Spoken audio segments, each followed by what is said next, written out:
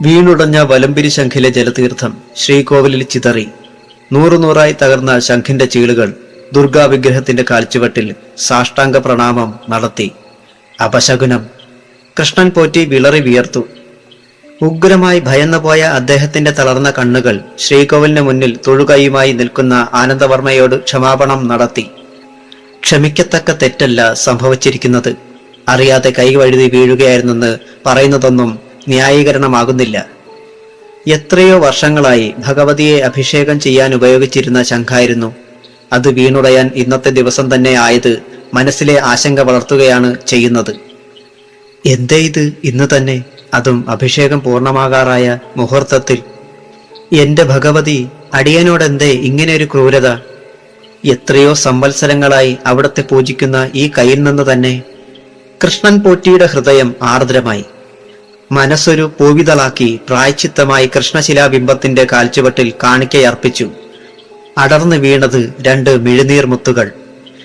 ആനന്ദവർമ്മയുടെ തീക്ഷ്ണ നയനങ്ങൾ കൃഷ്ണൻ പോറ്റിയുടെ മുഖത്തുനിന്ന് അണുവിട ചലിച്ചില്ല. ശ്രീകോവിലിന് മുന്നിൽ വെച്ചല്ലായിരുന്നെങ്കിൽ പൊട്ടിത്തെറിക്കേണ്ട മാത്രകൾ എപ്പോഴേ കഴിഞ്ഞു. ആനന്ദവർമ്മയ്ക്ക് പിന്നിൽ കോവിലകത്തെ അംഗങ്ങളെല്ലാവരും ഉണ്ടായിരുന്നു. അവരുടെയെല്ലാം മുഖത്ത് മ്ലാനത പടർന്നിരുന്നു.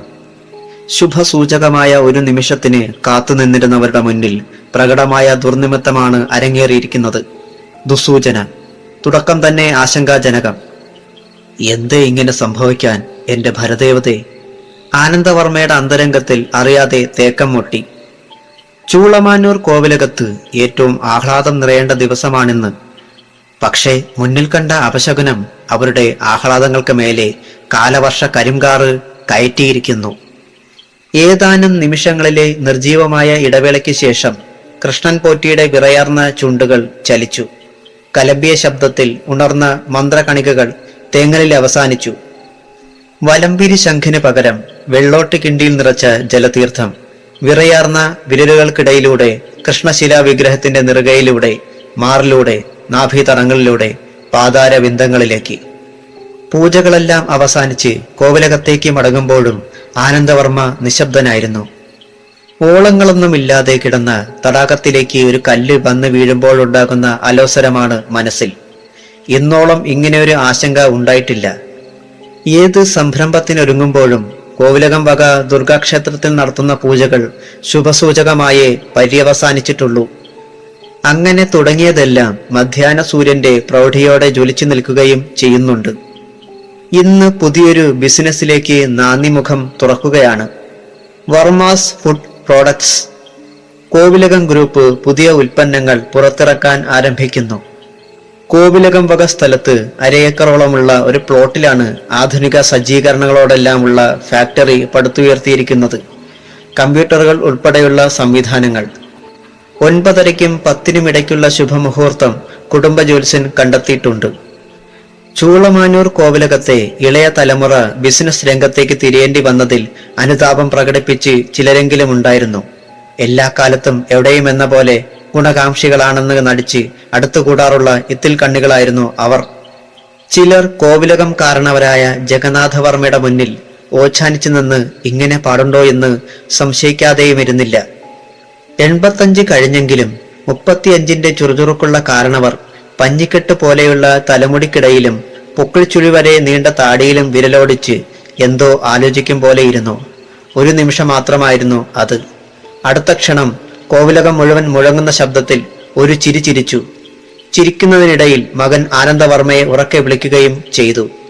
ആനന്ദവർമ്മ ഓടിയെത്തി. അപ്പോഴും ജഗന്നാഥവർമ്മ ചിരി നിർത്തിയിരുന്നില്ല. തമ്പുരാന്റെ ആ ചിരിയുടെ പൊരുളറിയാതെ അടുത്തു നിന്നിരുന്ന ഗുണകാംക്ഷികൾ പരുങ്ങി. കേട്ടുവോ ആനന്ദ ഇവർ പറയുന്നത്? നമുക്ക് ബിസിനസ് നടത്താൻ പാടുണ്ടോ എന്ന്.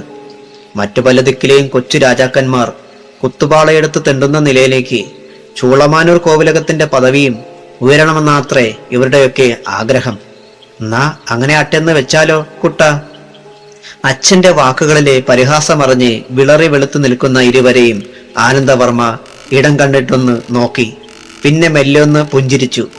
ജഗന്നാഥവർമ്മ പൊടുന്നനെ ചിരി നിർത്തി. ഗുണകാംക്ഷികളുടെ നേരെ ചുഴിഞ്ഞു നോക്കി. പിന്നെ പറഞ്ഞു, പണ്ട് കോവിലകത്ത് 10 ആനയുണ്ടായിരുന്നു എന്ന് പറഞ്ഞുകൊണ്ടിരിക്കുന്നതിൽ എന്താ അർത്ഥം വാര്യരെ? അത് പണ്ടായിരുന്നില്ലേ? അന്നത്തെ കാലവും ഇന്നത്തെ കാലവും തമ്മിൽ താരതമ്യപ്പെടുത്തുക പോലും ചെയ്യരുത്. കാലത്തിനനുസരിച്ച് ജീവിക്കാൻ പഠിക്കണതാ മിടുക്ക്.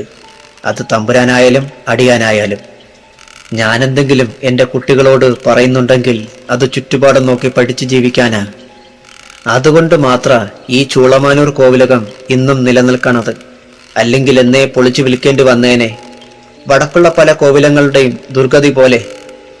പ്രതിഫലം കൊടുത്തു മാത്രം പരിചയിച്ചിട്ടുള്ള ഞങ്ങൾ പണ്ടത്തെ രാജാക്കന്മാരോട് പ്രതിഫലം കിട്ടുന്ന ഒരു തൊഴിൽ ചെയ്യരുതെന്ന് ഒരു മനുസ്മൃതിയും ഉപദേശിക്കണില്ല. അതുകൊണ്ട് ഇങ്ങനെ പാടുണ്ടോ എന്നൊരു സംശയത്തിന് കാരണമില്ല. എങ്ങനെയും പാടുണ്ട് എന്ന ഞങ്ങളുടെ തീരുമാനം. അങ്ങനെയല്ലേ കുട്ട? ആനന്ദവർമ്മ മെല്ലെ തലയൊന്നിളക്കി. ഗുണകാംക്ഷികൾ കുനിഞ്ഞ മുഖവുമായി തങ്ങളുടെ തല രക്ഷപ്പെടുത്തുകയും ചെയ്തു. അത്രയും തന്റെ ഇടം കാണിക്കാൻ മാത്രം പ്രഗത്ഭനായിരുന്നു കോവിലകം കാരണവരും. പക്ഷേ ഇപ്പോൾ നടുങ്ങി, അസ്വസ്ഥനായി. സദാ സൗമ്യമായ ആ മുഖം ഇരുണ്ടു. മുന്നിൽ നിൽക്കുന്ന മകന്റെ നേരെ സംശയത്തോടെ മിഴികൾ ഉയർത്തി. അപശകുനം എന്നാൽ ആപത്തിന്റെ സൂചന എന്നാണ് അദ്ദേഹം കരുതുന്നത്. വലമ്പിരി ശംഖ് വീണുടഞ്ഞത് തീർച്ചയായും അത്തരമൊരു സൂചന തന്നെയാണ്. ജോൽസിനെ വിളിക്കുകൊട്ട, ആ പോറ്റിയും വരുത്തുക. എന്താ സംഭവമെന്നറിയണം. സംശയത്തോടെ മുന്നോട്ട് നീങ്ങണതിലും നല്ലത് സംശയം അകറ്റിയിട്ട് അങ്ങനെ ചെയ്യണതാ. ഉദ്ഘാടനത്തിന് സമയമടുക്കുകയല്ലേ, അതിനു മുൻപ് തന്നെ ആയിക്കോട്ടെ. ആനന്ദവർമ്മ അച്ഛന്റെ വാക്കുകൾ അടുത്ത ക്ഷണം അനുസരിച്ചു. ജഗന്നാഥവർമ്മയുടെ മുറിയിൽ തന്നെയാണ് ജ്യോത്സ്യൻ കവടി നിരത്തിയത്. രണ്ടാം മുണ്ട് അരയിൽ കെട്ടി കൈകൾ കൂപ്പിക്കൊണ്ട് അടുത്തു തന്നെ കൃഷ്ണൻ പോറ്റിയും നിന്നിരുന്നു. ഗുണിച്ചും ഗണിച്ചും കവടികൾ പകത്തും തകൃതിയായി അപശകുനത്തിന്റെ ഉത്തരം കണ്ടെത്താൻ ശ്രമിച്ച ജ്യോത്സ്യന്റെ മുഖത്ത് അമ്പരപ്പ്. കവടികൾ വരുതിക്ക് വരുന്നില്ലെന്നൊരു തോന്നൽ. അയാൾ ആശങ്കയോടെ തമ്പുരാന്റെ മുഖത്തേക്ക് നോക്കി. പിന്നെ കൃഷ്ണൻ പോറ്റിയുടെ നേരെ. എന്താടോ തനിക്കൊരു വൈക്ലഭ്യം? കാര്യമെന്താന്ന് വെച്ചാ പറഞ്ഞോളൂ. ഫാക്ടറിയിലേക്ക് ആളുകളെത്തി തുടങ്ങി. ജഗന്നാഥവർമ്മ ജ്യോത്സ്യനെ പ്രോത്സാഹിപ്പിച്ചു. എന്തോ ഒന്നുണ്ട് തമ്പുരാനെ, അതെന്തെന്ന് തെളിയണില്ല. ഏതായാലും ഉദ്ഘാടനം സമയത്ത് തന്നെ നടക്കട്ടെ. ഫാക്ടറിയുമായി ബന്ധപ്പെട്ട് അരുതാത്തതൊന്നും കാണുന്നില്ല. അത് കഴിഞ്ഞ് ഒന്നുകൂടി നോക്കാം. അങ്ങനെ മതിയെന്ന് തമ്പുരാനും തലകുലുക്കി. അടിയന്റെ കൈപ്പിഴയായിരുന്നില്ല തമ്പുരാനെ. ജലതീർത്ഥവുമായി ഉയർത്തിയ വലമ്പിരി ശംഖ് ആരോ തട്ടിയിട്ടതുപോലെയാണ് അടിയൻ അനുഭവപ്പെട്ടത്. അല്ലാതെ ഇത്ര വർഷങ്ങളായിട്ടും സംഭവിക്കാത്തത് സംഭവിച്ചത് പിടിപ്പുകേട് കൊണ്ടല്ല, അനർത്ഥം തന്നെ, സംശയമില്ല. കൃഷ്ണൻ പോറ്റി തന്റെ നിസ്സഹായത വെളിപ്പെടുത്തി. സാരമില്ല കൃഷ്ണ, സംഭവിച്ചു പോയില്ലേ. വാരണാസിയിൽ നിന്നെങ്ങാനും പുതിയൊരു ശംഖ് ലഭിക്കുമോ എന്ന് ഞാൻ പ്രഭാകരൻ എഴുതാം. തമ്പുരാൻ വഴക്ക് പറയുമെന്നാണ് കരുതിയത്. അതുണ്ടായില്ല. കൃഷ്ണൻ പൊറ്റിക്ക് ആശ്വാസമായി. വർമാസ് ഫുഡ് പ്രോഡക്ട്സിന്റെ ഉദ്ഘാടന വേള. ജില്ലാ കളക്ടറാണ് മുഖ്യാതിഥി. ഏറ്റവും ആധുനികമായ മെഷീനറിയുടെ സ്വിച്ചിൽ മുഖ്യാതിഥി വിരൽ അമർത്തുന്നതോടെ യന്ത്രം മുരണ്ടു തുടങ്ങും. ഇന്നു തന്നെ ഉദ്ഘാടനം ആരംഭിക്കുകയും ചെയ്യും. ക്ഷണിക്കപ്പെട്ടവരും കോവിലകത്തെ അംഗങ്ങളും ജീവനക്കാരുമൊക്കെയായി 250 പേരടങ്ങുന്ന ലഘുസദസ്സിനെ അഭിസംബോധന ചെയ്തുകൊണ്ട് കളക്ടർ ചെറിയൊരു പ്രസംഗം നടത്തി. അത് കഴിഞ്ഞായിരുന്നു സ്വിച്ച് ഓൺ. ആനന്ദവർമ്മയും സ്ഥാപനത്തിന്റെ ജനറൽ മാനേജറും ഒക്കെ ചേർന്ന് അദ്ദേഹത്തെ ഫാക്ടറിക്കുള്ളിലേക്ക് ആനയിച്ചു. ഓൺ ചെയ്യേണ്ട മെഷീന്റെ സമീപത്തേക്ക്. ഫാക്ടറിയുടെ ഉള്ളിലാകെ കുരുത്തോല തോരണങ്ങൾ ഉണ്ടായിരുന്നു. വർണ്ണക്കടലാസുകളുടെ അലങ്കാരമാലകൾ ഉണ്ടായിരുന്നു. കളക്ടർ മെഷീന്റെ സ്വിച്ചിൽ വിരലമർത്തിയ നിമിഷം ഒരു മിന്നൽ പിണർ. ആർത്തനാദത്തോടെ തെറച്ചു വീഴുന്ന മുഖ്യാതിഥി. അദ്ദേഹത്തിന് വൈദ്യുതാഘാതമേറ്റിരിക്കുന്നു. അതിഥികൾ പകച്ചു. ആതിഥേയർ നടുങ്ങി.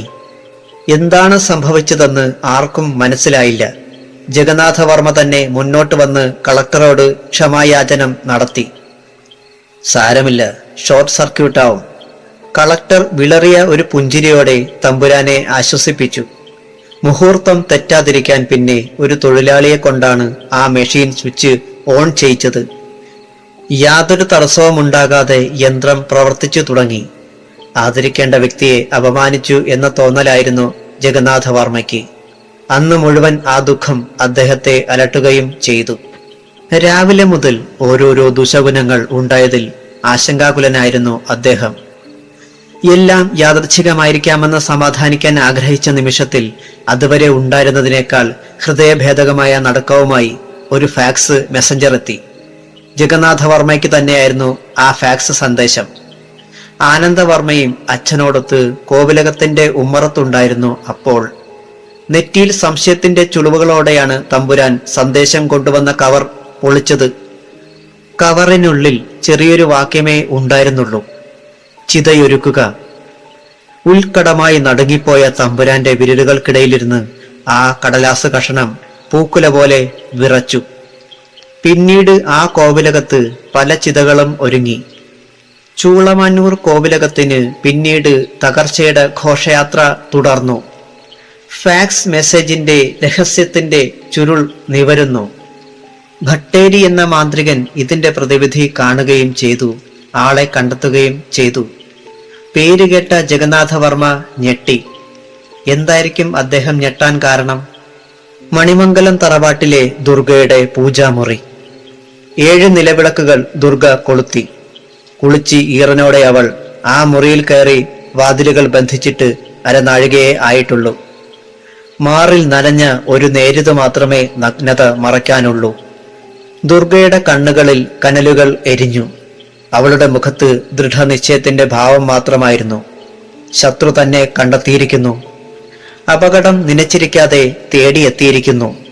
അത് പാടില്ലല്ലോ, അങ്ങനെ ഉണ്ടായിക്കൂടല്ലോ. തോൽക്കാൻ മനസ്സില്ലാത്ത ദൃഢചിത്തത്തിന്റെ തീരുമാനമായിരുന്നു അത്. നിലവിളക്കുകൾക്ക് മുന്നിൽ വെറും തറയിൽ ദുർഗ ഇരുന്നു. ഒരു യോഗിനിയുടെ ഭാവമായിരുന്നു അപ്പോൾ അവൾക്ക്. ധ്യാനലീനമായ കുറെ നിമിഷങ്ങൾ. മൂർത്തി പ്രീണന മന്ത്രങ്ങൾക്കൊടുവിൽ ദുർഗ വിളിച്ചു. അവളുടെ ഇഷ്ടമൂർത്തി വിളി കേട്ടു. അടുത്ത ക്ഷണം ആ പൂജാമുറിയിൽ മൂർത്തിയുടെ ദർശന സൗഭാഗ്യം അവൾക്കുണ്ടായി. ഉപാസകയുടെ ആജ്ഞയ്ക്ക് കാതോർത്ത് അവളുടെ മൂർത്തി ആജ്ഞാനുവർത്തിയായി നിലകൊണ്ടു. നാരായണൻ നമ്പൂതിരി ശ്രീകോവിൽ നട ചേർത്തടച്ചു. വാതിലിൽ ഘടിപ്പിച്ചിരുന്ന അസംഖ്യം ഓട്ടുമണികൾ ചിലമ്പി. അത്താഴ പൂജ കഴിഞ്ഞ് അദ്ദേഹം തന്റെ ഇല്ലത്തേക്ക് പോകാനൊരുങ്ങുകയാണ്. പുറത്തേക്കിറങ്ങി നടക്കുമ്പോൾ യാദൃച്ഛികമായി അദ്ദേഹം ദുർഗയെ ഓർത്തു.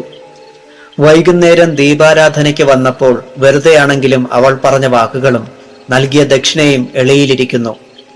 ഇനി എന്റെ കയ്യിൽ നിന്ന് അങ്ങയ്ക്ക് ഒരു ദക്ഷിണ കൂടി ഉണ്ടാവും.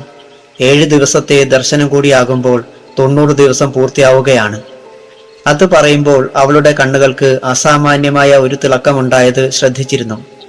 മധുരതരമായ ഒരു പുഞ്ചിരി ചുണ്ടുകളിൽ പൂ പോലെ വിടർന്നിരുന്നു. ഒന്ന് തിരിഞ്ഞ് എന്തോ പറയാൻ മറന്നതുപോലെ ആലോചിച്ച് ഒരു നിമിഷം നിന്നു.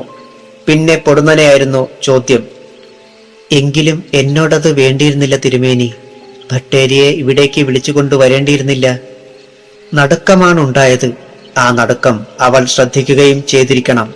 പക്ഷേ അപ്പോഴും അത് ഭാവിക്കാതെ സൗമ്യമായ പുഞ്ചിരി സൂക്ഷിക്കാൻ ദുർഗ ശ്രമിച്ചിരുന്നു.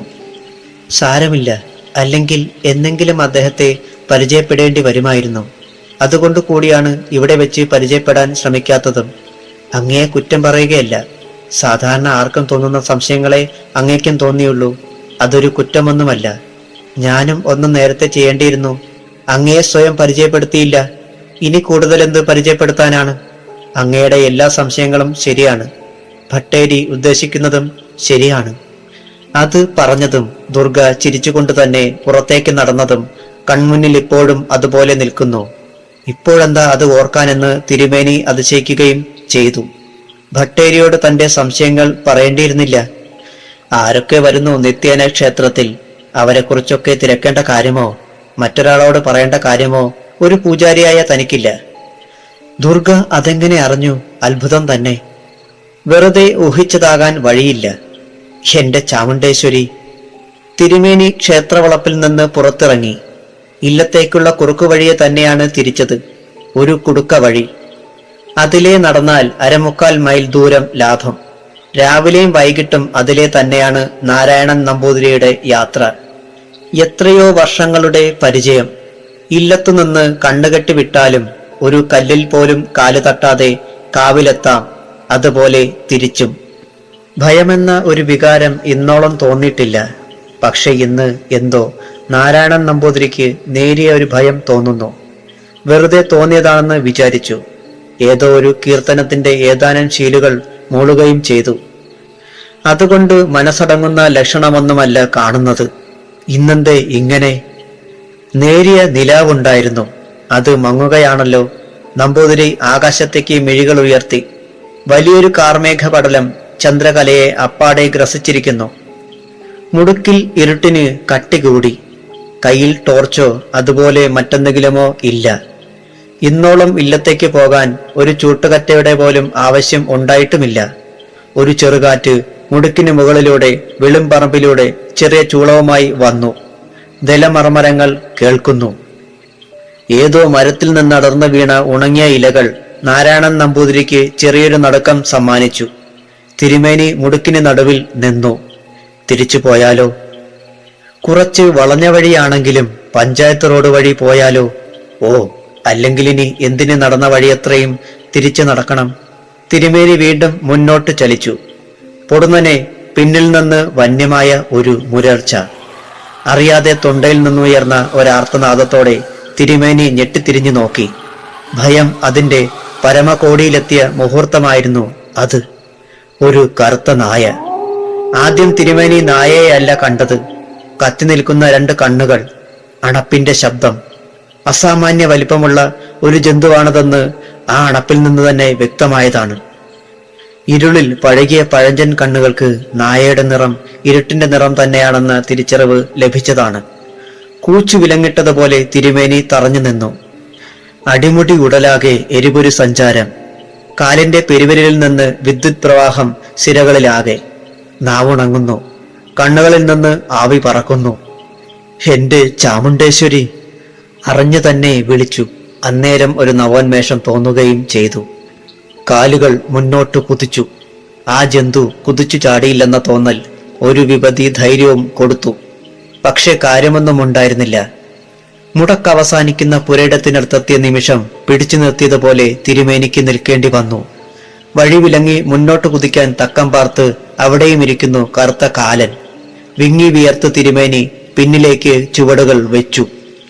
എന്റെ മഹാമായെ, എങ്ങനെയൊന്ന് രക്ഷപ്പെടും? ചാമുണ്ടേശ്വരിയെ പൂജിക്കുന്ന ഒരു മന്ത്രം പെട്ടെന്ന് നാവിൽ തോന്നി. വറചട്ടിയിൽ മലരും പൊരിയും പോലെ ചുണ്ടുകളിൽ ആ പൂജാമന്ത്രം പുറത്തേക്കണഞ്ഞു. പിന്നിൽ നിന്നൊരു മുരൾച്ച കേട്ടു. മുന്നിൽ നിന്നും കേട്ടു അതേ ശബ്ദം. നിമിഷങ്ങൾ നിശ്ചലം. ശക്തമായ ഒരു ഉൾപ്രേരണ തോന്നി. ഏതോ വിപതി ധൈര്യം തുണയ്ക്കെത്തുകയും ചെയ്തു.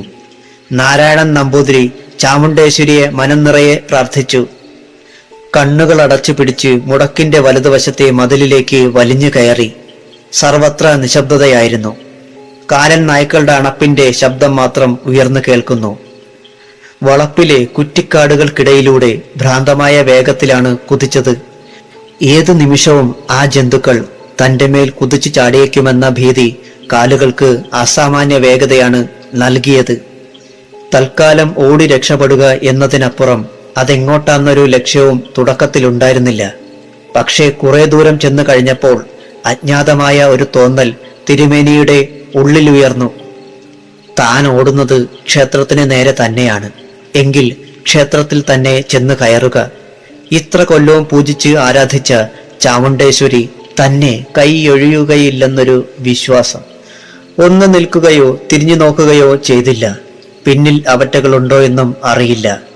നാരായണൻ നമ്പൂതിരി ക്ഷേത്രത്തിനുള്ളിലേക്ക് പാഞ്ഞു കയറി. വിറകയ്യോടെ ശ്രീകോവിലിൽ തുറന്ന് വിഗ്രഹത്തിന്റെ കാൽക്കലേക്ക് സാഷ്ടാംഗ പ്രണാമമായി വീണു. തിരുമേനിയെ പിന്തുടർന്നിരുന്ന കറുത്ത നായ്ക്കൾ ക്ഷേത്ര മതിൽക്കെട്ടിന് മുന്നിൽ വരെ ഓടിയെത്തിയതാണ്. അടുത്ത ക്ഷണം അവ അന്തരീക്ഷത്തിൽ അലിഞ്ഞു ചേർന്നതുപോലെയോ ഭൂമിയിലേക്ക് താണു പോയതുപോലെയോ അപ്രത്യക്ഷമായി. അസമയത്ത് ശ്രീകോവിലിന്റെ വാതിലിലെ ഓട്ടുമണികൾ അസാധാരണമായി മുഴങ്ങിയത് അയലത്തുകാർ ചിലർ കേട്ടിരുന്നു. അവർ ടോർച്ചുകളും മറ്റുമായി വന്നു നോക്കുമ്പോൾ തിരുമേനി ചാമുണ്ഡി വിഗ്രഹത്തിൽ കെട്ടിപ്പുണർന്ന് അബോധാവസ്ഥയിൽ കിടക്കുകയാണ്. പണ്ട് അഭയം തേടി മാർക്കണ്ഡേയൻ ശിവലിംഗത്തിൽ കെട്ടിപ്പുണർന്ന് കിടന്നതുപോലെ. വന്നവരിൽ ആരും ശ്രീകോവിലിലേക്ക് കയറിയില്ല. അടുത്തുണ്ടായിരുന്ന ഒരു ഇല്ലത്തു നിന്ന് ഒരംഗത്തെ വിളിച്ചുകൊണ്ടുവന്നു. അയാളാണ് വിഗ്രഹത്തിൽ ബലമായി പിടിച്ചു കിടന്നിരുന്ന നാരായണൻ നമ്പൂതിരിയെ വിളിച്ചുണർത്തിയത്. എണീറ്റിരുന്ന് ചുറ്റും നിന്നവരെ ഭയത്തോടെ നോക്കിക്കൊണ്ടിരുന്ന തിരുമേനി ഒരിടർച്ചയോടെ ചോദിച്ചു, അവറ്റകൾ അവിടെ? എന്നെ പിന്തുടർന്ന് അവറ്റകൾ നടവരെ വന്നതാണ്. ആര്? ആരുടെ കാര്യമാ നാരായണൻ പറയുന്നത്? ഒരു വൃദ്ധൻ തിരക്കി. വല്ല വിധേനയും നടന്ന കാര്യങ്ങൾ അദ്ദേഹം പറഞ്ഞൊപ്പിച്ചു. കേട്ടുനിന്നവർക്ക് അത് ഉൾക്കൊള്ളാൻ കഴിയുന്നില്ല. ഇല്ല നാരായണ, അത്തരം കറുത്ത നായ്ക്കൾ നമ്മുടെ ഈ മണിമംഗലത്തില്ല. ഉണ്ടെന്നോ ഇല്ലെന്നോ പിന്നെ സ്ഥിരീകരിക്കാൻ തിരുമേനിയും മിനക്കെട്ടില്ല. എന്നെ ഇല്ലത്ത് കൊണ്ടുചെന്ന് എത്തിക്കുമോ? തനിയെ പോകാൻ ഭയമാണ്. അത്രയും ചോദിച്ചു. അതവർ സമ്മതിക്കുകയും ചെയ്തു. പറഞ്ഞ കഥ വിശ്വസനീയമായില്ലെങ്കിലും അദ്ദേഹം അത്യധികം ഭയന്നിട്ടുണ്ടെന്ന് തീർച്ചയാണ്. 3-4 പേർ ചേർന്ന് തിരുമേനിയെ അദ്ദേഹത്തിന്റെ ഇല്ലത്ത് കൊണ്ടുചെന്നാക്കി. സ്തംഭനം, ഭട്ടേരി പറഞ്ഞു. സ്തംഭനമാണിത്. അതിന്റെ അനന്ത സാധ്യത ഉപയോഗിച്ചാണ് ഇയാളെ ഈ നിലയിൽ കിടത്തിയിരിക്കുന്നത്. അകലെ നിന്ന് തന്നെ ഇത് ചെയ്യാൻ കഴിവുള്ള ഒരാളുടെ ശക്തി അപാരമായിരിക്കും. ഒക്കെ ശരിയാവും. ശത്രു പരാജയപ്പെടുന്ന മുഹൂർത്തത്തിൽ ഇദ്ദേഹം കിടക്കയിൽ നിന്ന് ചാടി എണീക്കും. ഇനി അതാ നല്ലതും. അഥവാ ആദ്യം തന്നെ ഇയാളെ ഉണർത്താൻ ശ്രമിച്ചാൽ ആ പഴുതിലൂടെ ശത്രു മറ്റുള്ളവരുടെയും നേരെ തിരിയും. ഇനിയൊരു സൂചിപ്പഴുതുപോലും ശത്രുവിന് കൊടുക്കുന്ന പ്രശ്നമില്ല. സമയം സന്ധ്യയാവാൻ തുടങ്ങുന്നു. നഗരത്തിൽ നിന്ന് പൂജയ്ക്കും ഹോമത്തിനും മറ്റുമുള്ള കുറെ സാധനങ്ങൾ കൂടി വാങ്ങി അവർ കോവിലകത്തേക്ക് തിരിയുന്ന പാതയിലേക്ക് കയറി. കുത്തനെയുള്ള കയറ്റമാണ്. കോവിലകത്തേക്കുള്ള പ്രൈവറ്റ് റോഡ്. മണിമംഗലത്തെ പൂജാമുറിയിൽ മുന്നിലിരുന്ന ഓട്ടുതളികയിലൂടെയാണ് അപ്പോൾ ആനന്ദവർമ്മയുടെ കാർ ഓടുന്നതെന്ന് തോന്നുമായിരുന്നു. തളികയിൽ ആ ചിത്രം മാത്രമായിരുന്നു അപ്പോൾ. അസംഖ്യം തിരുനാളങ്ങളുടെ രത്നശോഭയോടെ ദുർഗയുടെ പൂജാമുറി സജീവമായിരുന്നു. മൂവന്തി നേരത്ത് കയറിയതാണവൾ ആ പൂജാമുറിയിലേക്ക്. ഇനിയുള്ള ദിവസങ്ങളുടെ ഒട്ടുമുക്കാൽ പങ്കും ഇവിടെ ചിലവഴിക്കേണ്ടി വരുമെന്നവൾക്ക് നിശ്ചയമുണ്ട്. 7 ദിനങ്ങൾ കൂടി, അതുകൂടി കഴിഞ്ഞാൽ തന്റെ ദൗത്യം പൂർത്തിയാകുന്നു. ആലോചിക്കുമ്പോൾ അവാച്യമായൊരു സംതൃപ്തി തോന്നുകയാണ്. ഇനിയുള്ള 7 ദിവസങ്ങളുടെ ദൈർഘ്യത്തിന് 7 സംവത്സരങ്ങളുടെ പ്രാധാന്യമാണുള്ളത്. എല്ലാം ഒരു കടവിലെടുക്കാൻ പോകുന്നു. ശത്രുക്കൾ തന്നെ തിരിച്ചറിഞ്ഞു എന്ന് തീർച്ചയായി കഴിഞ്ഞു. അത് പക്ഷേ ഒരു കണക്കിന് നന്നായെന്ന് തോന്നി ദുർഗയ്ക്ക്. തിരിച്ചറിഞ്ഞുള്ള ഏറ്റുമുട്ടലിന് ഒരു സുഖമുണ്ട്. നേർക്കുനേരെ നിന്നുള്ള യുദ്ധം. ഭട്ടേരി ശക്തമായി തന്നെ പ്രതികരിക്കുമെന്നുറപ്പാണ്. അതിനുള്ള ആരംഭത്തിന് വേണ്ടിയാണല്ലോ പൂജാദ്രവ്യങ്ങളുമായുള്ള ഈ യാത്ര പോലും. ദുർഗ മഷിയിട്ട കിണ്ണത്തിൽ തന്നെ കൗതുകത്തോടെ നോക്കിക്കൊണ്ടിരുന്നു. കോവിലകത്തേക്കുള്ള സ്വകാര്യ വഴിയെ കാർ വളഞ്ഞു പൊളഞ്ഞ് കയറി വരികയാണ്. കാറിൽ 2 പേരെയുള്ളൂ. 2 പേരും തന്റെ ഇരകൾ. കോവിലകത്തേക്ക് അരനാഴികയിലേറെ ഇനിയും യാത്രയുണ്ട്. ഒരു TV സ്ക്രീനിൽ നിന്നെന്ന പോലെ വ്യക്തമായി അവൾ ആ കിണ്ണത്തിൽ കാർ ഓടുന്നത് കാണുന്നുണ്ട്. കാണെ കാണെ ദുർഗയുടെ മുഖത്തെ പുഞ്ചിരി മായുകയും ഒരു തരം ക്രൂരത ആ മുഖത്തേക്ക് പടരുകയും ചെയ്തു. വലത് കൈയിലുണ്ടായിരുന്ന ചെറിയൊരു പാറക്കല്ല് നിലത്ത് വെച്ച് ദുർഗ മെല്ലെ ഉരുട്ടാൻ തുടങ്ങി. ഒപ്പം ഏതോ മന്ത്രത്തിന്റെ ശീലുകൾ അവളുടെ നാവിൽ നിന്ന് ഉതിരാൻ തുടങ്ങി. കിണ്ണത്തിൽ കാണുന്ന കാറിന് നേരെയാണ് അവൾ ആ കൊച്ചു പാറ കഷണം ഉരുട്ടിക്കൊണ്ടിരുന്നത്. കാർ ഒരു കയറ്റത്തിന്റെ തുടക്കത്തിലായിരുന്നു. ഒരു വശത്ത് അഗാധമായ കൊക്ക, മറുവശത്ത് ഉയർന്ന പാറക്കെട്ട്. ഇടതുവശത്തെ ആ പാറക്കെട്ടിന്റെ അവസാനം ഹനുമാൻ കുന്നിന്റെ നെറുകയിലാണ്. കുന്നാരംഭിക്കുന്നത് ഇവിടെ നിന്നാണ്. ചൂളമാനൂരും പരിസരങ്ങളിലും മാത്രമല്ല, അയൽനാടുകളിലും പ്രസിദ്ധമാണ് ഹനുമാൻ കുന്ന്. ഗിയർ മാറ്റി കയറ്റം കടന്നു കിട്ടാൻ ശ്രമിക്കുന്നതിനിടയിൽ ഭട്ടേരി ആനന്ദവർമ്മയെ ഒന്ന് ശ്രദ്ധിച്ചു. രക്ഷപ്പെടാനുള്ള മാർഗം തെളിഞ്ഞു എന്നറിഞ്ഞപ്പോൾ മുതൽ അതീവ സന്തുഷ്ടനാണ് വർമ്മയെന്ന് ഭട്ടേരിക്കറിയാം. മറ്റെവിടെയോ മനസ്സ് വ്യാപരിച്ചു കൊണ്ടിരുന്ന ഭട്ടേരി പൊടുന്നനെ ഒന്ന് ഞെട്ടി.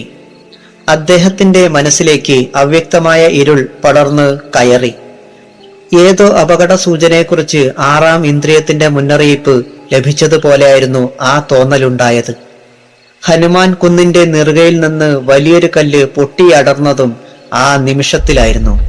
2 ആനയുടെ വലിപ്പമുള്ള ആ കരിമ്പാറ കൊടുങ്കാറ്റിന്റെ വേഗതയോടെ വഴിയിലേക്ക് ഉരുണ്ടു. പിന്നെ അത് വഴി നിറഞ്ഞ് താഴേക്ക് കുതിക്കുകയാണ്. കല്ലിൽ നിന്ന് രക്ഷപ്പെട്ട് കാർ ഒതുക്കാൻ യാതൊരിടവുമില്ല ഇരുവശത്തും. മണിമംഗലത്തെ പൂജാമുറിയിൽ കൈവെള്ളയിൽ ഉരുട്ടിക്കൊണ്ടിരുന്ന ചെറിയ പാറക്കല്ല് കിണ്ണത്തിൽ കണ്ട കാറിന് നേരെ ദുർഗ ഉരുട്ടിവിട്ട മാത്രയിൽ തന്നെയായിരുന്നു ഹനുമാൻ കുന്നിൽ നിന്ന് കരിമ്പാറ അടർന്നത്. ഇളയിടത്ത് ഭട്ടേരി പെട്ടെന്ന് ആനന്ദവർമ്മയുടെ കയ്യിൽ കയറി പിടിച്ചു. ആനന്ദവർമ്മ കാർ ചവിട്ടി നിർത്തി. "വേഗം പുറത്ത് ചാട്, ഇടതുവശത്തെ ഓടയിലേക്ക് കമഴ്ന്ന് കിടക്കുകയും ചെയ്യ്." പറഞ്ഞതും ഭട്ടേരി പുറത്തു ചാടിയതും ഞൊടിയിടയിലായിരുന്നു. ആനന്ദവർമ്മയും അത് ചെയ്തു. റോഡ് നിറഞ്ഞ് പാഞ്ഞു കുതിച്ചെത്തുന്ന കരിമ്പാറ കാറിന്റെ 100 അടി അകലെ വരെ ആയി കഴിഞ്ഞിരുന്നു. അപ്പോൾ യഥാർത്ഥത്തിൽ വർമ്മ തങ്ങളെ ഗ്രസിക്കാൻ പോകുന്ന അപകടം തിരിച്ചറിഞ്ഞതും അപ്പോഴാണ്. എല്ലാറ്റിനും കൂടി ഒരു നിമിഷം പോലും ഉണ്ടായിരുന്നില്ല. വർമ്മയുടെ നെഞ്ചിൽ നിന്ന് ഭീതിയുടെ ഒരു അഗ്നിഗോളം ഉയർന്നു. ഇടതുവശത്തെ ചെറിയ ഓടയിലേക്ക് കമിഴ്ന്ന് വീണത് മാത്രമേ വർമ്മയ്ക്ക് ഓർമ്മയുള്ളൂ. തൊട്ടടുത്ത് അതിഭീകരമായ ഒരു ശബ്ദം കേട്ടു. കരിമ്പാറ റോഡിന് നടുവിൽ നിർത്തിയ കാറിൽ വന്നിടിച്ച ശബ്ദം. കാറിനെ കരിയില പോലെ ആക്കിക്കൊണ്ട് പാറ വലതുവശത്തെ കൊക്കയിലേക്ക് കുതിച്ചു. ആ തുരുണ്ടുപോകുന്ന പാതയിലെ മരങ്ങളും ചെടികളും ഞെരിഞ്ഞുടയുന്ന ശബ്ദം ചില നിമിഷങ്ങളോളം നീണ്ടുനിന്നു. അത് കഴിഞ്ഞ് അരനാഴികയോളം കഴിഞ്ഞിട്ടും തല ഉയർത്താൻ വർമ്മയ്ക്ക് ധൈര്യമുണ്ടായില്ല. ആദ്യം ഓടയിൽ നിന്ന് എണീറ്റത് ഭട്ടേരി തന്നെ ആയിരുന്നു. അദ്ദേഹം ഒരു ദീർഘനിശ്വാസം ഉതിർത്തു. "ഈശ്വര, അങ്ങ് തന്നെ തുണച്ചു." ഭട്ടേരി ആനന്ദവർമ്മയെ പിടിച്ചെണീൽപ്പിച്ചു. അദ്ദേഹത്തിന്റെ നെഞ്ചിടിപ്പ് പുറത്ത് കേൾക്കാൻ കഴിയുമായിരുന്നു. വിളർത്ത് വിയർത്ത് വിവർണമായ വർമ്മയുടെ മുഖത്ത് രക്തമയമുണ്ടായിരുന്നില്ല. കാര്യങ്ങൾ അപ്പോഴും വ്യക്തമാവാത്ത ഭാവം. തൊട്ടുമുമ്പത്തെ നിമിഷങ്ങളിൽ സംഭവിച്ചതെന്തായിരുന്നു? തികച്ചും അവിശ്വസനീയം. ഒരു ഞൊടിയുടെ തെറ്റിയിരുന്നെങ്കിൽ എന്താകുമായിരുന്നു? വർമ്മ ആത്മഗതം ചെയ്തു. ഇരുവരും കൊക്കയുടെ വക്കിൽ നിന്ന് നോക്കി. കരിമ്പാറ ഉരുണ്ടിറങ്ങിപ്പോയ പാത ഉരുൾപൊട്ടൽ കഴിഞ്ഞ പ്രദേശം പോലെ തകർന്ന് താറുമാറായി കിടക്കുന്നു. കാർ മണ്ണിൽ പുതഞ്ഞ് കിടന്നു. അതിന് ആക്രിക്കച്ചവടക്കാർക്ക് പോലും ഉപയോഗിക്കാനാവില്ല. കാർ പോയതിലോ പൂജാ സാധനങ്ങൾ നഷ്ടപ്പെട്ടതിലോ വർമ്മയ്ക്ക് ദുഃഖമേ ഉണ്ടായില്ല. വീണ്ടും ഉണ്ടാക്കാവുന്നതേയുള്ളൂ. തങ്ങളും ആ അപകടത്തിൽ പെട്ടിരുന്നെങ്കിലോ? കയറ്റം ഇറങ്ങി മറ്റൊരു വാഹനം വരുന്നുണ്ടായിരുന്നു. കോവിലകത്തു നിന്ന് ശബ്ദം കേട്ട് വന്നവരാണെന്ന് തീർച്ച. എന്താ ഉണ്ടായേ? ഓടിയെത്തിയ വർമ്മയുടെ ബന്ധു തിരക്കി. ഭാഗ്യം കൊണ്ട് ഒന്നും ഉണ്ടായില്ല, കാർ പോയി, അത്രമാത്രം. വർമ്മ വിശദമായി പിന്നെ പറഞ്ഞുകൊടുത്തു. ഭട്ടേരി നെഞ്ചിൽ കൈവച്ചു നിന്ന് ഏതോ മന്ത്രം ഉള്ളിൽ ഉരുവിടുകയായിരുന്നു. അദ്ദേഹം എന്തെങ്കിലും പറയും വരെ അങ്ങോട്ടൊന്നും ചോദിക്കേണ്ടെന്ന് വർമ്മയും തീരുമാനിച്ചു. ഭട്ടേരി ഒപ്പമുണ്ടായിരുന്നില്ലെങ്കിൽ താനിപ്പോൾ ഈ ഭൂമിയിൽ ഉണ്ടാകുമായിരുന്നില്ല. നിശബ്ദനായി നിന്നിരുന്ന ഭട്ടേരി പെട്ടെന്നുണർന്ന് വർമ്മയോട് വാഹനത്തിൽ കയറാൻ ആവശ്യപ്പെട്ടു. "എത്രയും പെട്ടെന്ന് ഇവിടെ നിന്ന് രക്ഷപ്പെടണം. കാർ വേഗം തിരിക്കൂ, വേഗം, വളരെ വേഗം." ഒന്നടങ്ങിയ വർമ്മയുടെ ഭീതി പിന്നെയും വളരാൻ തുടങ്ങി. അദ്ദേഹം ഭട്ടേരിയെ അനുസരിച്ചു. എന്തോ ചോദിച്ച വർമ്മയുടെ ബന്ധുവിനെ അദ്ദേഹം ശാസിക്കുകയും ചെയ്തു. "പറഞ്ഞാൽ നിങ്ങൾക്ക് മനസ്സിലാവില്ല, കാട്ടിത്തരാം. കുറച്ചങ്ങോട്ട് ചെല്ലട്ടെ, അതുവരെ ശബ്ദിക്കാതിരിക്കുക." അവിടം മുതൽ കോവിലകം വക പുരയിടങ്ങളാണ്. അവരിപ്പോൾ ഹനുമാൻ കുന്നിന്റെ മറുവശത്തെത്തിയിരിക്കുന്നു. "ഇനി വേണമെങ്കിൽ വാഹനം നിർത്തിക്കോളൂ. എല്ലാ സംശയങ്ങൾക്കും ഇപ്പോൾ തന്നെ നിവൃത്തിയുണ്ടാക്കി തരാം. പറഞ്ഞു ഫലിപ്പിക്കുന്നതിൽ നിന്ന് കാട്ടിക് ബോധ്യപ്പെടുത്തുന്നത് 1000 നാവ് കൊണ്ട് പറഞ്ഞാലും മനസ്സിലാകാത്ത ഒരു രംഗം ഇതാ ഇപ്പോൾ കണ്ടോളൂ." ഭട്ടേരി ഹനുമാൻ കുന്നിന് മുകളിലേക്ക് വിരൽ ചൂണ്ടി. വർമ്മയും മറ്റുള്ളവരും കാറിൽ നിന്നിറങ്ങി. അദ്ദേഹം ചൂണ്ടിക്കാണിച്ച ഭാഗത്തേക്ക് നോക്കിയെങ്കിലും അവർക്ക് അവിടെയൊന്നും കാണാൻ കഴിഞ്ഞില്ല. എന്തെന്ന മട്ടിൽ വർമ്മ ഭട്ടേരിയെ നോക്കി. അത് തന്നെ. അപ്പോൾ ആനന്ദവർമ്മ കണ്ടു, ഒപ്പമുണ്ടായിരുന്നവരും കണ്ടു. ഹനുമാൻ കുന്നിന്റെ നിറക പിളർന്ന് തങ്ങൾ കടന്നു വന്ന പാതയിലേക്ക് മല അപ്പാടെ അടർന്നു മറിയുന്ന കാഴ്ച. അതൊരു വല്ലാത്ത കാഴ്ചയായിരുന്നു. ഭയാനകമായ രംഗം. ഏക്കറുകൾ കണക്കിന് വിസ്തീർണമുള്ള കുന്നിന്റെ ഒരു ഭാഗം വഴിയിലേക്ക് മലർക്കുകയാണ്. അത് നിലം പതിച്ച ശബ്ദം 100 മൈൽ അകലെ വരെ എത്തി. ഭൂമി അപ്പാടെ ഒന്ന് കിടുങ്ങി. അതോടെ അവർ വന്ന പാത തന്നെ ഭൂമിയിൽ ഇല്ലാതെയായി. നമ്മൾ അവിടെ നിന്നിരുന്നെങ്കിൽ വേറെ ഒരു സംസ്കാര ചടങ്ങ് വേണ്ടി വരുമായിരുന്നില്ല. 100 കണക്കിന് ആളുകൾ മാസങ്ങളോളം തിരഞ്ഞാലും ജഡം കണ്ടുകിട്ടുമായിരുന്നില്ല. ഞെട്ടി വിറച്ചു നിൽക്കുകയായിരുന്ന ആർക്കും ശബ്ദിക്കാൻ കഴിഞ്ഞില്ല. ഇത് തുടക്കമേ ആകുന്നുള്ളൂവെന്ന് എന്റെ മനസ്സ് പറയുന്നു വർമ്മേ. അനുബന്ധമായി പുറകെ ഇതിലും വലുത് ഉടനെ പ്രതീക്ഷിക്കാം. കാരണം പ്രകോപിതയായ ശത്രു താണ്ഡവം തുടങ്ങിയത് പൂർത്തിയാകാതെ അവസാനിപ്പിക്കില്ല. വരൂ, ഉടനെ എനിക്കൊരു കർമ്മം ചെയ്യാനുണ്ട്. അതും പറഞ്ഞ് ഭട്ടേരി കോവിലകത്തേക്ക് കുതിച്ചു.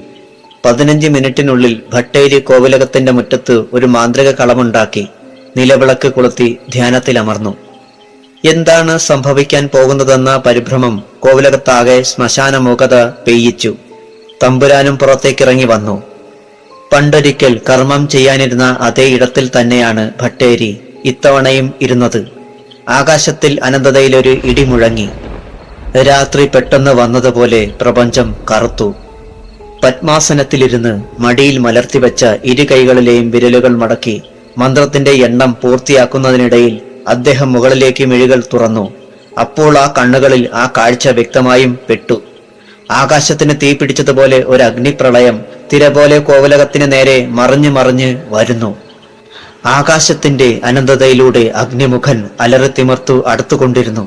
പ്രളയാഗ്നി കൊണ്ട് പ്രപഞ്ചം നിറഞ്ഞതുപോലെ ചുവന്ന പ്രകാശം എമ്പാടും പരന്നു. തിരമറിഞ്ഞെത്തും പോലെയാണ് ആ വരവ്. മൂർത്തിയുടെ തിരിച്ചറിവ് ലഭിച്ച നിമിഷം ഇളയിടത്ത് ഭട്ടേരിയുടെ ശരീരം ഒന്ന് പൊട്ടിത്തരിച്ചു. അദ്ദേഹം ഒന്നിളകിയിരുന്നു. അഗ്നിമുഖന്റെ ലക്ഷ്യം ചൂളമാനൂർ കോവിലകം തന്നെയാണെന്നറിഞ്ഞു. ഒറ്റയ്ക്കൊറ്റയ്ക്കായുള്ള മാരണ സമ്മാനത്തിന്റെ പരാജയഭീതികൾ കൊണ്ടാകാം ഒന്നിച്ചവസാനിപ്പിക്കാൻ അഗ്നിമുഖനെ തന്നെ ശത്രു തെരഞ്ഞെടുത്തത്. അസാധാരണ വരവാണ് മൂർത്തിയുടെ. ഒരു ചെറുമിന്നാമിനുങ്ങ് പോലെയോ തിരുനാളം പോലെയോ തീപ്പന്തം പോലെയോ അഗ്നിഗോളം തന്നെയായോ മൂർത്തി വരുന്നത് കണ്ടിട്ടുണ്ട്. ഇതാദ്യത്തെ അനുഭവമാണ്.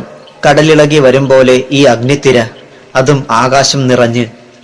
പ്രപഞ്ചമപ്പാടെ ആഹരിക്കാനുള്ള അദമ്യമായ അഭിവാഞ്ചയോടെ. പക്ഷേ ഇളയിടത്ത് ഭട്ടേരി ഭയന്നില്ല. അല്ലെങ്കിലും ഇനി അങ്ങനെയൊരു വികാരത്തിന് തന്നെ അടിമപ്പെടുത്താനാവില്ലെന്ന്, സമ്മതിക്കില്ലെന്ന് ദൃഢപ്രതിജ്ഞയെടുത്തിരുന്നുവല്ലോ. അഗ്നിമുഖനെന്ന ദുർമൂർത്തിയെ നിർവീര്യമാക്കാനുള്ള പ്രതിവിധിയും അറിയാം. ജലാധിവാസം. ഇവിടെ പക്ഷേ ഒരു കുളത്തിലേക്കോ തടാകത്തിലേക്കോ തന്നെയോ അഗ്നിമുഖനെ ആവാഹിക്കുക അസാധ്യമെന്നും ഭട്ടേരി അറിയുന്നു. കടലിലേക്ക് വേണമെങ്കിൽ നോക്കാമെന്ന് മാത്രം. ആകാശത്തിലേക്ക് ഉയർത്തിയ മിഴികൾ താഴ്ത്തി പാതിയടച്ച് ഭട്ടേരി മൂർത്തി പ്രീണന മന്ത്രം ചൊല്ലി. ശത്രുവിനെ സ്തുതിച്ചിട്ട് മാത്രം പ്രതിരോധം ചെയ്യുക എന്ന മാന്ത്രിക തന്ത്രം. പിന്നെ തന്റെ ഇഷ്ടമൂർത്തി സേവാമന്ത്രം, ഉപാസനാ മന്ത്രം. എല്ലാത്തിനും കൂടി അരനിമിഷം മാത്രം. കോവിലകത്തെ അംഗങ്ങളുടെ കണ്ണുകളിൽ ഭീതി മാത്രമായിരുന്നു അപ്പോൾ. ജഗന്നാഥവർമ്മയുടെയും ആനന്ദവർമ്മയുടെയും മിഴികൾ അപ്പോൾ ആകാശത്തിലേക്ക് തന്നെ ആയിരുന്നു. ആശങ്കയോടെ ആകാശത്തേക്കും പ്രത്യാശയോടെ ഭട്ടേരിയുടെ നേരെയും അവരുടെ മിഴികൾ മാറി മാറി പതിഞ്ഞു. അനന്തവിഹായസിൽ ഒരു വെള്ളിടി. അതിനു മുൻപേ 1000 വെള്ളിനൂലുകളായി പൊട്ടിച്ചിതറിയ സൗദാമിനി സിരകൾ സർവത്ര. ഒപ്പം എവിടെ നിന്നെന്നറിയാതെ കോരിച്ചൊരിയാൻ ഒരു മഴയെത്തി. തികച്ചും വർഷപാതം. തുള്ളിക്കൊരുകുടം പേമാരി. ആ മഴ കോവിലകത്തെയും പുരയിടങ്ങളെയും മാത്രം സംരക്ഷിച്ച് പെയ്യാൻ ആരംഭിക്കുകയാണ്. അല്ല, നിന്ന് പെയ്യുകയാണ്. തിരയായി മറഞ്ഞു വന്ന് കോവിലകത്തെ അപ്പാടെ വിഴുങ്ങാനെടുത്ത അഗ്നിമുഖൻ ഒന്ന് പകച്ചതുപോലെ നിശ്ചലമായി. പിന്നെ ദൗത്യം പൂർത്തിയാക്കാതെ മടങ്ങാനാവാത്തതുകൊണ്ട് ദുർമൂർത്തി കോവിലകത്തെ പൊതിയുകയും ചെയ്തു. ഇരു കൈകളും കൂപ്പി മൂർത്തി വന്ദനം നടത്തിയ ഭട്ടേരി നേരത്തെ കരുതിയിരുന്ന പുത്തൻ മൺകുടം ആദരവോടെ മാന്ത്രിക കളത്തിന് മുന്നിലേക്ക് നീക്കിവെച്ചു. തലതല്ലിക്കരയുന്ന അഗ്നിമുഖൻ കഠിനമന്ത്രത്തിന്റെ തീവ്രവർഷപാതത്തിൽ പകച്ച് ചുരുങ്ങി പതുങ്ങി അതിരുകളിൽ നിന്ന് സ്വയം പിൻവാങ്ങി. ഒരു ചെറുതിരുനാളത്തോളം ചെറുതായ ദുർഗയുടെ മൂർത്തി അനുസരണയോടെ ഭട്ടേരി നീക്കിവെച്ച മൺകുടത്തിലേക്ക് അധിവസിച്ചു. അക്ഷതവും പൂവും നിവേദിച്ച് അഗ്നിമുഖനെ ഭട്ടേരി ആദരിച്ചു. അനുവാദം ചോദിച്ചുകൊണ്ട് തന്നെ അദ്ദേഹം ആ മൺകുടത്തിന്റെ മുഖം ചമതയും ദർഭയും ചേർത്ത് അടച്ചുകെട്ടി. ഭട്ടേരിയുടെ മുഖത്ത് അപ്പോൾ വിരിഞ്ഞ പുഞ്ചിരി ജഗന്നാഥവർമ്മയുടെ ഹൃദയത്തിലേക്ക് പെയ്ത കുളിർമഞ്ഞിൻ തുള്ളികളായി. 4 യാമങ്ങളുടെ ദൈർഘ്യത്തിനപ്പുറം ഇതുപോലൊരു മൂർത്തിയെ അധീനതയിൽ വെച്ചുകൊണ്ടിരിക്കുക അസാധ്യമാണ് തമ്പുരാൻ. അപകടവുമാണ്. അതിനു മുൻപേ മൂർത്തിക്ക് മോചനം നൽകിയേ തീരൂ. ഉവ്, അത് ചെയ്യാൻ തന്നെയാണ് എൻ്റെ തീരുമാനവും. ആനന്ദവർമ്മ ഒന്ന് നിശ്വസിച്ചു. അടുത്തുണ്ടായ 2 വൻ ദുരന്തങ്ങളിൽ നിന്ന് രക്ഷപ്പെടാൻ കഴിഞ്ഞതൊരു ചെറിയ കാര്യമൊന്നുമല്ല. ഭട്ടേരിയുടെ കഴിവ് കൊണ്ട് മാത്രമാണത് സാധിച്ചത്. ആദ്യമുണ്ടായ പരാജയങ്ങളെ അദ്ദേഹം അതിജീവിക്കുക തന്നെയാണ്. ജഗദീശ്വരന് നന്ദി. അഗ്നിമുഖനെ കുടത്തിൽ ബന്ധിക്കാൻ കഴിഞ്ഞെങ്കിലും ഭട്ടേരി വെറുതെ ഇരിക്കുകയായിരുന്നില്ല. മാന്ത്രിക കളത്തിൽ നിന്നെണീക്കുകയും ചെയ്തു. അടുത്ത ഏതോ കർമ്മങ്ങളിലേക്ക് ജാഗരൂകമായി കഴിഞ്ഞിരുന്നു ആ മനസ്സ്. ഒന്നും ഒരു മാത്ര തെറ്റിക്കുന്നതിൽ അർത്ഥമില്ല. അതിന്റെ ആവശ്യമില്ല താനും. ഒന്നോടെ എല്ലാം അവസാനിപ്പിക്കാനുള്ള വ്യഗ്രതയാണോ അതോ തന്റെ പ്രാപ്തി കാട്ടി ശത്രുവിനെ നിർവീര്യമാക്കാമെന്ന കണക്കുകൂട്ടലോ? രണ്ടായാലും ദോഷം അവൾക്ക് തന്നെ. ഇതുവരെ ആളെ തിരിച്ചറിയാതിരുന്നതിലുള്ള അമ്പരപ്പ് മാത്രമായിരുന്നു തനിക്ക്.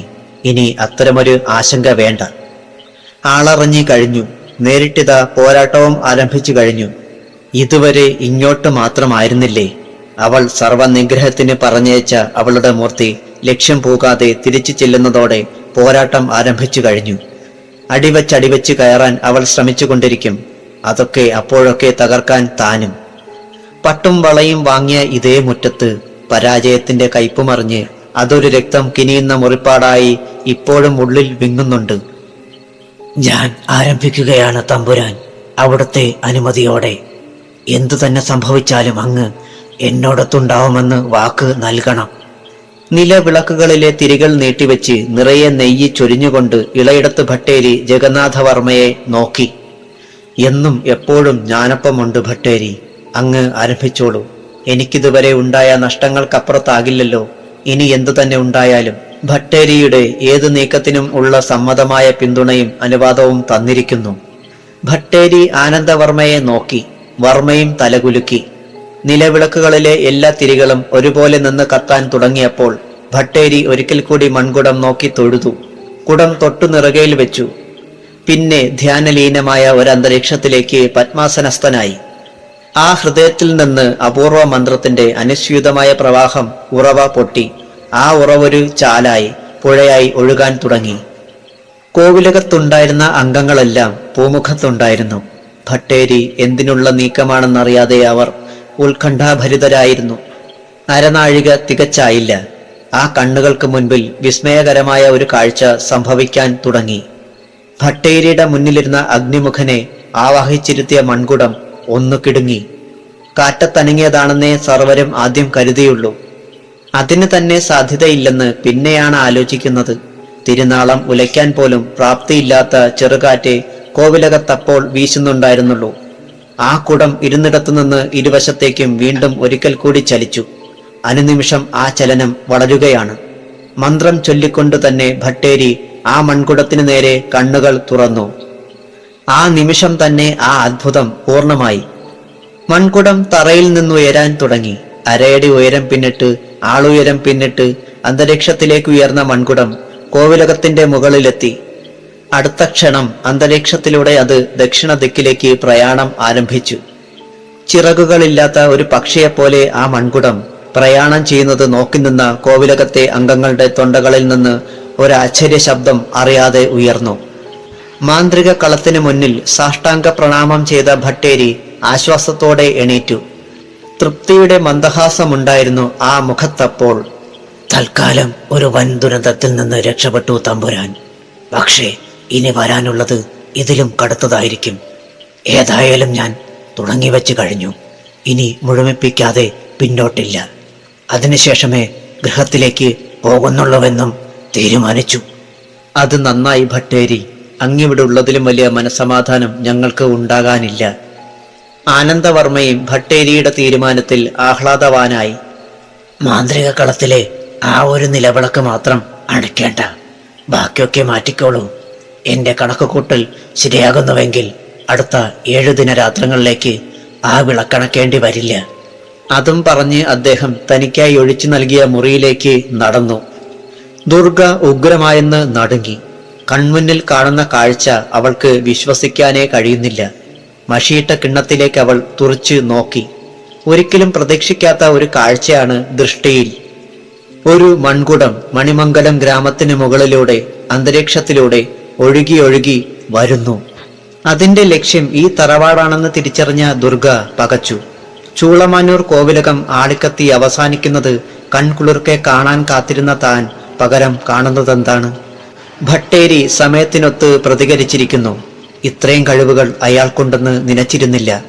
ഇനി എന്തേ ഒരു മാർഗം? ഒരു ലക്ഷ്യത്തിലേക്ക് പറഞ്ഞയച്ച മൂർത്തി തന്നെ അത് പൂർത്തിയാകാതെ മടങ്ങി വരികയാണ്. അതിലും വലിയൊരു അപകടം ഉണ്ടാവാനില്ല. പറഞ്ഞയച്ച മൂർത്തിക്ക് ആ ദൗത്യം പൂർത്തിയാക്കിയേ പറ്റൂ. അതെവിടെയായാലും വേണ്ടില്ല. അല്ലെങ്കിൽ ഒരു ഉപാസനാമൂർത്തി തനിക്ക് നഷ്ടമാവുക എന്നാണ് അർത്ഥം. അഥവാ ഉപാസകയുടെ നേരെ തന്നെ തിരിഞ്ഞെന്നും വരും. ഭട്ടേരി അയച്ച മൺകുടം മണിമംഗലത്തോടടുത്തുകൊണ്ടിരിക്കുന്നു. ഒരു നിമിഷത്തിനുള്ളിൽ എന്തെങ്കിലും ഒരു മാർഗം കണ്ടെത്തിയേ കഴിയൂ. അടിമുടി വിയർപ്പണിഞ്ഞുവെങ്കിലും അതിവേഗം അവളുടെ ഉള്ളിൽ ഒരാശയം ഉടലെടുത്തു. എന്തുകൊണ്ടങ്ങനെ ആയിക്കൂടാ? മതി, അതുതന്നെ മതി. ദുർഗ ക്രൂരമായ ആ മാർഗത്തിലേക്കുള്ള മാന്ത്രിക വാതായനം മലർക്കെ തുറന്നു. പേരറിയാത്ത ഒരു പക്ഷിയെപ്പോലെ മണിമംഗലത്തിന് മുകളിലെ ആകാശത്തെത്തിയ മൺകുടം ഒരു മാത്ര നിശ്ചലമായി.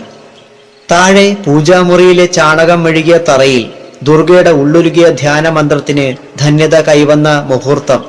ഇപ്പോൾ അവളുടെ മനസ്സിൽ ഒരു ലക്ഷ്യമുണ്ട്. അത് കണ്ടെത്തിയ മുഹൂർത്തത്തിൽ തന്നെ പ്രാപ്തമായ മന്ത്രാവലികൾ ഒരു ധോരണി പോലെ ഉള്ളിൽ ഉറവെടുക്കുകയും ചെയ്തു. ക്ഷിപ്രഫലമായിരുന്നു അതിന്. ഒരു നിമിഷം നിന്ന് പ്രദക്ഷിണം പോലൊന്ന് കറങ്ങിയ മൺകുടം പൊടുന്നനെ മണിമംഗലത്തിന് പടിഞ്ഞാറ് ദിശയിലേക്ക് പ്രയാണം പുനരാരംഭിക്കുകയായി. ദുർഗയുടെ ചുണ്ടിൽ ക്രൂരമായ ഒരു പുഞ്ചിരി വിരിയുന്നു. പാതിയടഞ്ഞ അവളുടെ കണ്ണുകൾക്കുള്ളിൽ അപ്പോൾ CI ജയരാജിന്റെ ചിത്രം തെളിഞ്ഞു. ആശുപത്രി കിടക്കയിൽ നിശ്ചലനായി കിടക്കുന്ന ജയരാജിന്റെ ചിത്രം. അഗ്നിമുഖൻ ആ ആശുപത്രി കെട്ടിടത്തിന് നേരെ തന്നെയാണ് പ്രയാണം തുടങ്ങിയിരിക്കുന്നത്. മൺകുടം കൃത്യമായും അവിടെ എത്തും. ജയരാജിന്റെ മുറിയിൽ തന്നെ ഇടിച്ച് മൺകുടം പൊട്ടും. അഗ്നിപ്രളയം അയാളെ ആകെ പൊതിയും. മൂർത്തിക്കത് ജന്മസാഫല്യം, ദുർഗയ്ക്കാണെങ്കിൽ മന്ത്രസാഫല്യം. അയാളെ വേണമെങ്കിൽ അന്നേ ഇല്ലാതാക്കാമായിരുന്നു. അത് ചെയ്തില്ല. പകരം അയാളെ രക്ഷിക്കാനല്ലേ ശത്രുവിന്റെ പുറപ്പാട്. അയാളില്ലാതായാൽ ആരാണ് രക്ഷിക്കുന്നതെന്നൊന്ന് കാണാമല്ലോ. ആരെയാണ് രക്ഷിക്കാൻ പോണത്? ഒരു കരിക്കട്ടയ്ക്ക് ജീവൻ കൊടുക്കാൻ മാത്രം പ്രതിഭാശാലിയൊന്നുമല്ല ഇളയിടത്ത് ഭട്ടേരി. അഥവാ അങ്ങനെയാണെങ്കിൽ അതൊന്ന് കാണണമല്ലോ. മണിമംഗലത്തേക്കുള്ള അയാളുടെ ആദ്യ വരവിൽ തന്നെ അപകടം അറിഞ്ഞിരുന്നു. കൗശലത്തോടെയുള്ള സംസാരത്തിലും നിഷ്കളങ്കമായ ചലനങ്ങളിലും ആ അപകടം തിരിച്ചറിയുകയും ചെയ്തിരുന്നു. തനിക്കെതിരെ തെളിവുകൾ ശേഖരിച്ചു തുടങ്ങുകയായിരുന്നില്ലേ? ഒരു ദിവസം കൂടി ലഭിച്ചിരുന്നെങ്കിൽ പറഞ്ഞിരുന്ന ആൾ ശത്രുവാകുന്നത് കാണേണ്ടി വന്നേനെ. ആദ്യം തോന്നിയ സംശയത്തോടെ അയാളെ അനുയാത്ര ചെയ്തത് എന്തു നന്നായി. കൊല്ലേണ്ടതായിരുന്നു. എന്തുകൊണ്ടത് ചെയ്തില്ല എന്ന് അത്ഭുതത്തോടെ ആലോചിച്ചു പോകുന്നു. അന്നത് ചെയ്തിരുന്നെങ്കിൽ ഇന്ന് ഇതുപോലൊരവസരം കൈവരുമായിരുന്നോ? ഇല്ലേ ഇല്ല. വരുന്നതെന്തും നന്മയ്ക്കെന്ന് പറയുന്നത് എത്രയോ സത്യം. ജയരാജ് എന്ന പോലീസ് ഉദ്യോഗസ്ഥൻ അഗ്നിമുഖന്റെ ആക്രമണത്തിൽ കരിക്കട്ടയായി മാറുന്നത് കാണാനുള്ള വ്യഗ്രതയോടെ ദുർഗ മഷിക്കിണ്ണത്തിൽ ചിത്രം തെളിയാനുള്ള മാന്ത്രിക കർമ്മത്തിലേക്ക് ആമഗ്നയായി. സായാഹ്ന റൗണ്ട്സിനെത്തിയ 1-ാം ഡോക്ടർ ഒരു നിമിഷം ജയരാജിനെ തന്നെ സൂക്ഷിച്ചു നോക്കി നിന്നു. എന്തോ ഒരു സംശയത്തിന്റെ നേരിയ അലകൾ ഒരു മാത്ര ആ വിരിഞ്ഞ നെറ്റിയിലെ ചുളിവുകളായി. പിന്നെ പെട്ടെന്ന് ജയരാജിന്റെ കൈത്തണ്ടയിൽ പിടിച്ച് നാഡി പരിശോധിച്ചു. സ്റ്റെത്തെടുത്ത് നെഞ്ചിൽ സ്പർശിച്ചു. പതിവില്ലാത്ത ഒരു മാറ്റം ജയരാജിനുണ്ടായിരിക്കുന്നതായി അദ്ദേഹത്തിന് തോന്നിയിരിക്കുന്നു. കൺപോളകൾ വിടർത്തി വീണ്ടും ചില പരിശോധനകൾ. ചെവിയുടെ മൃദുലതയിൽ മെല്ലെ ഒരു നുള്ളി നോവിക്കൽ. നേരിയ ചലനം ആ ശരീരത്തിൽ പ്രകടമായില്ലേ അപ്പോൾ? ഡോക്ടർ അടുത്തു നിന്നിരുന്ന നേഴ്സിന് നേരെ തിരിഞ്ഞു. ഇദ്ദേഹത്തെ IC വാർഡിലേക്കൊന്ന് കൊണ്ടുവരൂ. അസാധാരണമായ ഒരു ഇംപ്രൂവ്മെന്റ് തോന്നുന്നു. വിശദമായൊരു ചെക്കപ്പ് ചെയ്യുകയായിരുന്നു ഡോക്ടറുടെ ഉദ്ദേശ്യം. IG വരെ നേരിട്ട് വിളിച്ചു പറഞ്ഞിട്ടുള്ള കേസാണ്. അല്ലെങ്കിൽ കൂടി അപൂർവമായ ഇദ്ദേഹത്തിന്റെ രോഗം കണ്ടെത്തണമെന്നൊരു വാശിയും ഡോക്ടർക്കുണ്ടായിരുന്നു. പരിശോധനകളിൽ സർവത്ര നോർമൽ പൊസിഷൻ, തികഞ്ഞ ആരോഗ്യം. പക്ഷേ ജലസമാനമായി കിടപ്പ്. പുതിയ തരം കോമയുടെ ഉദ്ഭവം കണ്ടെത്തേണ്ടത് തന്നെയാണ്. ഡോക്ടറിന്റെ നിർദ്ദേശം ലഭിച്ച മാത്രയിൽ സ്ട്രെച്ചറുമായി അറ്റൻഡർമാരെത്തി.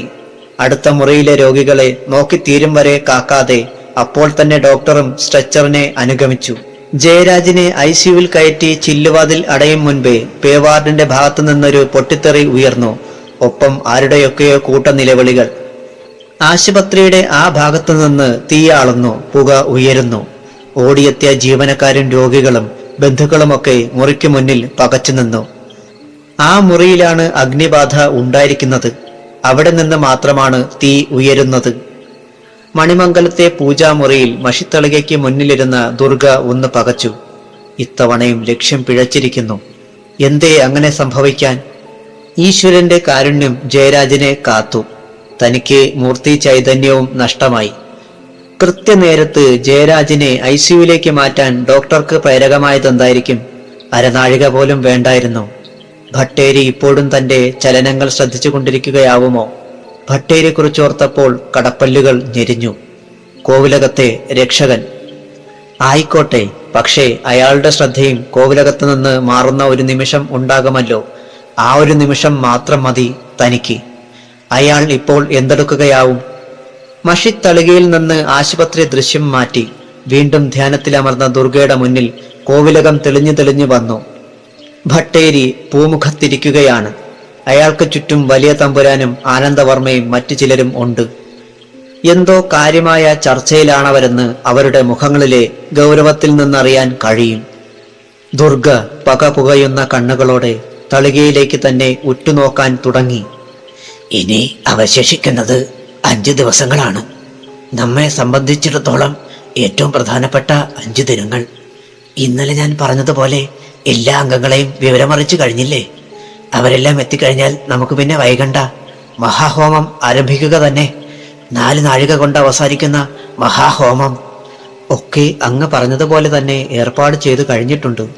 ഇന്ന് രാത്രി മുതൽ അവരൊക്കെ ഇങ്ങോട്ട് തിരിച്ചു തുടങ്ങും. നാളെ വൈകുന്നേരത്തോടെ സർവരും എത്തിച്ചേരുക തന്നെ ചെയ്യും. കാര്യത്തിന്റെ ഗൗരവം അറിയാത്തവരായി ആരും തന്നെ ഇല്ലല്ലോ കൂട്ടത്തിൽ, ആനന്ദവർമ്മ പറഞ്ഞു.